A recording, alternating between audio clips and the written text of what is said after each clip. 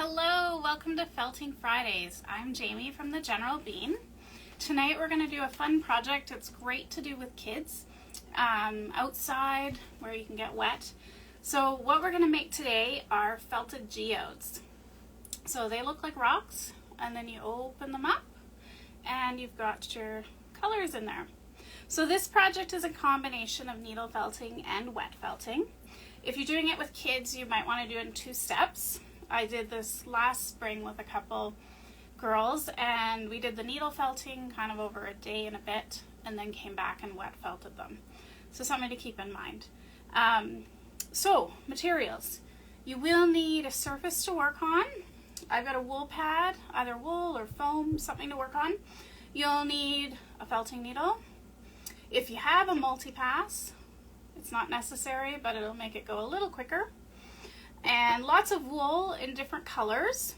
If you want to make one this size, our little mini packs work well because you get 6 different colors, which is what we used. And then a little bit of dark gray for the outside. And if you want contrast, a light or medium gray. And then you'll need an X-Acto knife to cut it open after it's dried. And if you're using really hot water, these are beneficial. For wet felting, I always look for the ones with the little nubs. Makes it go a little quicker. But not necessary if you're doing it with kids because we don't use as hot. But if you're an adult and you want to go super hot, for the water, you want a bowl of hot soapy water.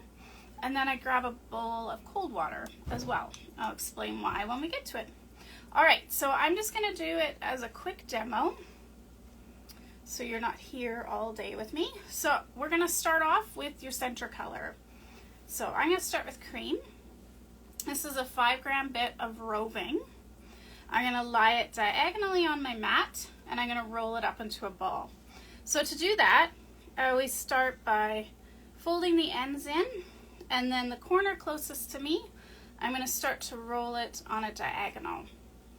And if you roll it nice and tight, you don't have to do as much felting. When I get here, you've got this bit poking out. So just fold that in and keep winding diagonally. We're going to keep going, and then when you get near the end, just tuck the ends in. So if you're going to do this with kids, I usually recommend about age 10 and up, because the needles are quite sharp. If you haven't felted before, what a felting needle is it's sharp on the end, and then it has all these little barbs. And those barbs are what catch the fiber, and it mats it together. So the more you poke, the more dense your fiber is going to get. So when you're ready, you're going to start by tacking the ends down. So you're going to poke your needle in and out. The important thing is you don't want to flick, and you don't want to change direction. Always go in and out straight. That way you won't break your needle. So I usually poke the ends down first. That way I can let go. If you've got crazy things going on the ends, just pull those over and tack them down. So I'm going to do that on both sides.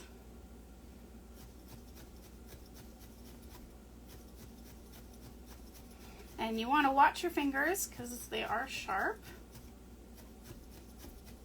So what I generally do is I work the whole surface, kind of going back and forth and turning, and then I do the sides as well because we do want kind of a round ball.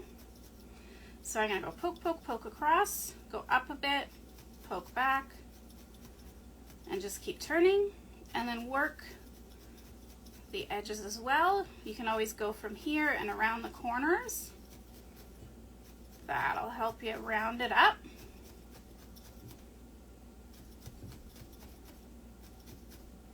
And when I'm making a ball, sometimes I'll stop and just give it a little roll to help push it into place. And then if you do have a multi-pass, you could use this now. So we want to get it fairly dense.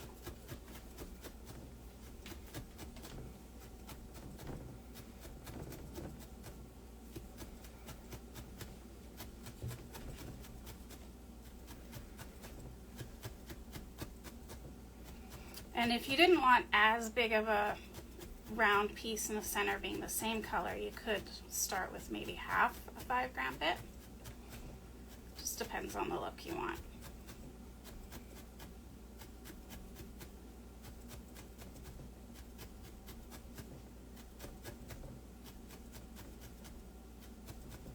So with that, I'd probably keep poking it till it's denser, but I'm going to continue on so it doesn't take all night. We're going to take our first color, so pick any color. You're probably only going to use about half, so about 2.5 grams. So I'm going to just cut that in half. And then I'm just going to grab bits and cover up the cream. So we want a nice layer so you can't see any of the cream coming through.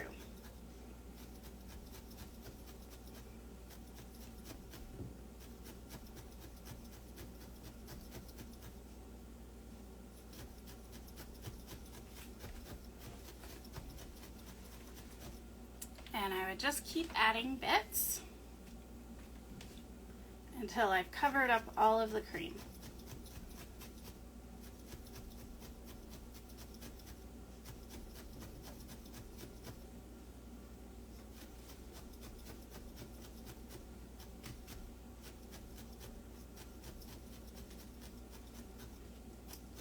And we're going to pretend that I've covered the whole thing. I would do it quite dense, just because then you don't have to do quite as much wet felting. It doesn't have to be rock hard, but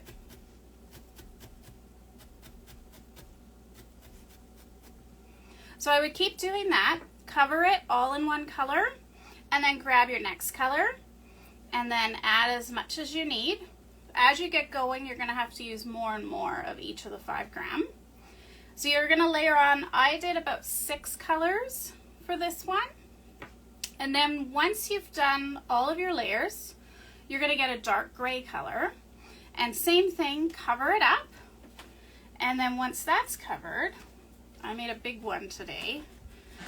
You can grab some of a lighter gray and just make some lines. So I would draft out, which is just pulling the fiber, because all the fibers are aligned, and if you give it a little pull, you'll get kind of a line. And then I would just lay it down and tack that down. So for this one, I made it quite a bit bigger than the other one.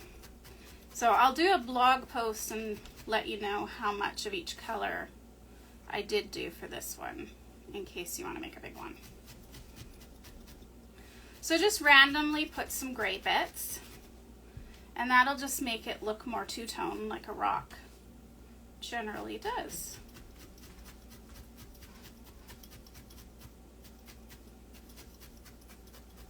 There we go. So once we're done that part, we're going to get into the wet felting. So you can put aside your pad, and you're going to get out a bowl of hot soapy water and a cold one. So I just use dish soap for this with hot tap water. If you're doing this with kids, I would just do it quite warm. You don't want to burn them. So as hot as they can handle.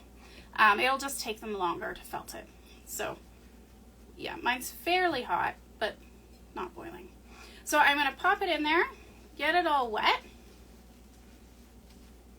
and then I'm going to rub.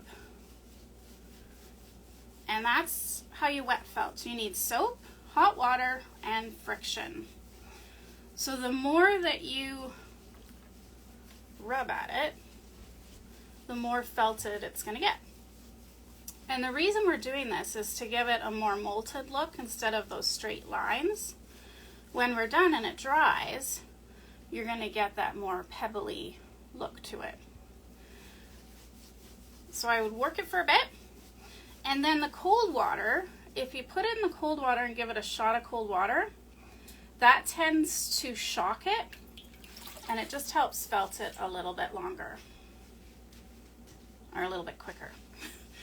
And when you're doing it with kids, because you're not using as hot of water, just be prepared with a kettle or something, depending where you're doing it if you're outside, so you can keep adding water as needed. Maybe have a few buckets going but just watch the temperature.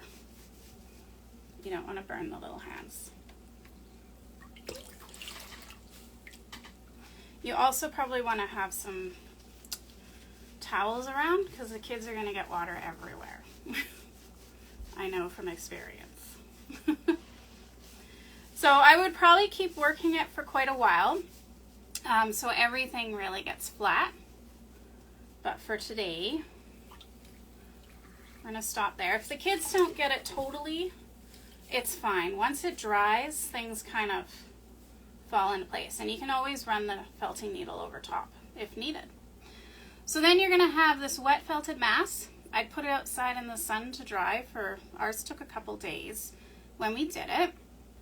And then, I'm not going to do this today, but when it's dry, you're just going to take an X-Acto knife, adults please, and just cut it open. And then, once it's open, you'll have your geode. So, if you have any questions, do feel free to message me.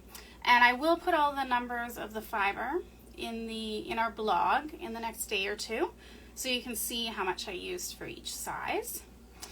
We won't have Felting Fridays for the next 2 weeks, because next week's my birthday, and then the week after we're going to be at a live market, probably our only one of the year. So if you're in Calgary and you want to pop by, we'll be at Heritage Park on the 13th and 14th, and if not, we'll continue to do stuff online. I hope you guys have a great evening, and we'll see you soon.